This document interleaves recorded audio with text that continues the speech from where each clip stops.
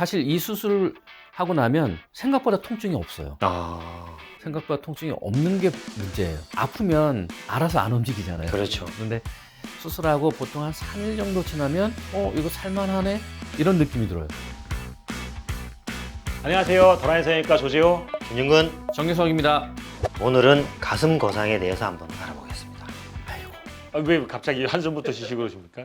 아이고 힘들어요. 가슴 거상은 힘든 수술이라고 합니다.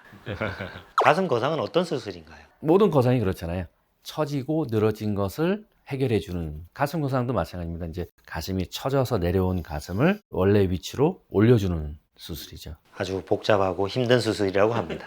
우리 구독자님들 입장에서 좀 상처가 적게 남는 경우와 크게 남는 경우로 좀 구분해서 좀 설명해 주시면 좋을 것 같아요. 일반적으로 가슴의 처짐을 판단하는 기준이 유두유륜 복합체의 위치예요. 그래서 이게 밑선하고의 상관관계로 처졌다, 처지지 않았다라고 이제 표현을 하는데, 한 2, 3cm 정도 살짝 리프팅하는 정도에는 유륜 주변으로 피부 조금 잘라내고 올려주기 때문에 흉이 눈에 띄지는 않아요. 근데 이제 5cm 이상 올려줘야 될 때는, 예전엔 유륜 절개를 많이 사용했지만 요즘은 이제 유륜 절개가 갖는 한계 때문에 수직 절개를 선호하는 경향이 있습니다. 그래서 유륜 밑으로 수직으로 흉이 남으니까 흉의 길이가 길어지고 보이는 부위에 흉이 생긴다라는 단점은 있죠. 대신에 이제 처져서 늘어져 있는 조직이 주로 이제 유륜 밑에 있기 때문에 이걸 해결해 주기 위해서는 어쩔 수 없이 이제 수직 절개를 해서 아래쪽에 피부를 제거해 줘야 돼요. 그건 어쩔 수 없는 선택이지만 대신에 처져 있는 걸 확실하게 해결해 주니까 모양이라는 측면에서는 장점을 갖고 있습니다. 어쨌든 뭐 상당수의 환자분들은 유두유륜 그 복합체 위치만을 조금 올려주는 거상만으로도 상당히 많은 도움을 받을 수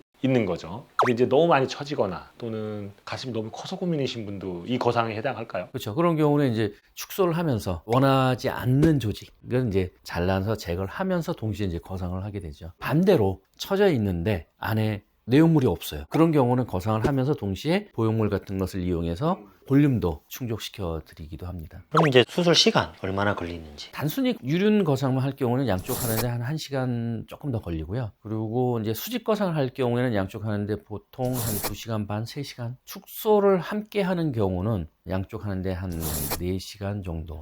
원장님 힘들어하시는 수술이 맞겠네요. 특히 이제 가슴이 크면서 많이 처진 경우는요, 어시스트가 잘 잡지 않으면 수술하기가 굉장히 어렵습니다. 그림을 미리 그려서 하긴 하지만 절개할 때 칼의 각도나 이런 거에 따라서 결과가 달라지거든요. 생각보다 조금 예민한 수술입니다. 그래서 축소 같은 경우는 미용적인 목적도 있겠지만 수술 받으시는 분들이 무겁고 불편하셔가지고 어깨 아프시고 해서 받으시는 경우도 꽤 되죠, 그죠? 어깨도 아프고 이제 이게 많이 처지니까 접히는 부위가 많아지잖아요. 여름에 이제 땀이 많이 차고 위생도 안 좋아지고 냄새도 나고 뭐 이런 것을 이제 호소하시는 분들이 많이 있죠. 수술 후 감각은 어때요? 감각이 좀 떨어지잖아요. 떨어지죠. 아무래도 신경 말단이 이제 가지를 막 쳐서 그물망처럼 형성되는 부위가 유두유륜 복합체 주변이거든요. 근데 저희가 잘라내는 부위가 그 근처를 이제 잘라내기 때문에 이제 감각이 많이 떨어집니다. 그런데 이제 그나마 다행인 것은 신경 분포가 피부를 따라서 오는 것도 있고 수직으로 뚫고 올라오는 것도 있고 여러 방향에서 신경들이 들어오기 때문에 감각이 완전히 사라지진 않고요. 일반적으로 수술 전하고 비교했을 때 한 7, 80% 정도의 이제 감각이 돌아오거든요. 근데 수술 후 보통 한 3개월 정도까지는 감각이 거의 없게 느껴져요. 그런데 이제 이 3개월을 기점으로 감각이 돌아오는 것을 조금씩 느낍니다. 그리고 우리가 이제 어디든지 절개를 하게 되면 감각신경은 다 잘려 나가는 거기 때문에 감각 저하가 생깁니다. 모든 수술의 필연적인 현상이에요. 가슴 수술에서만 있는 게 아니라.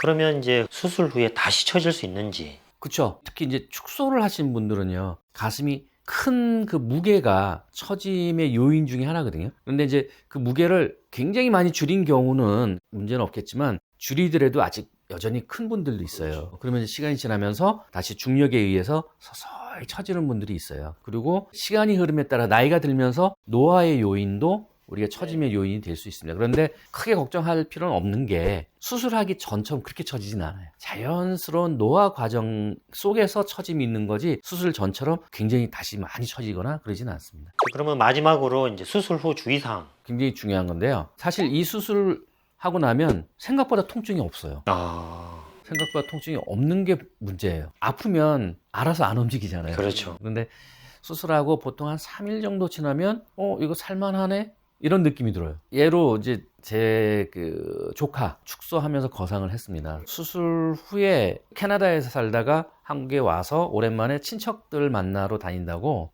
이제 큰 집에 간다고 시골에 갔어요. 한 20년 전인데 20년 전에는 도로가 잘 안 놓여 있으니까 산 넘어서 가는 시골들이 많았습니다. 수술하고 일주일째인가 산 타고 큰 집에 간 거예요. 그리고 난 이제 돌아와서 연락이 왔어요. 삼촌 저 가슴이 이상해요. 오라 그래서 봤더니 이만해졌어요. 아유. 안에 물이 찬 거예요. 그게 무슨 의미냐면은 수술하고 나면 겉에는 그냥 수직으로 상처 하나 딱 있는 것처럼 보이지만 속 안에는 짜집기를 해놨기 때문에 여러 상처가 여기저기 있단 말이에요. 근데 이제 막 안 아프다고 움직이게 되면은 그 상처들이 자리를 잡히면서 마찰도 일어나고 진물도 나고 뭐 이런 과정에서 문제가 생길 수가 있어요. 그래서 장액종이라는데 장액종이 생기거나 아니면은 너무 일찍 많이 움직여 버리면 수직 절개한 그 부위가 무게가 제일 많이 받는 부위거든요. 위에서 아래로. 그러니까는 상처가 막 벌어진다든지 이제 이런 문제가 생기거든요. 그래서 저는 수술하고 2주는 무조건 안정. 가벼운 일상생활 정도. 가벼운 일상 가능한데 오래 걷는다든지 오래 서 있는다든지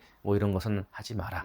절대로 무리하지 마라. 그렇죠. 최소 기간 2주입니다. 오늘은 가슴 거상 수술에 대해서 알아봤습니다. 오늘 내용이 도움이 되셨다면 구독, 좋아요. 알림 설정 부탁드립니다. 안녕. 안녕.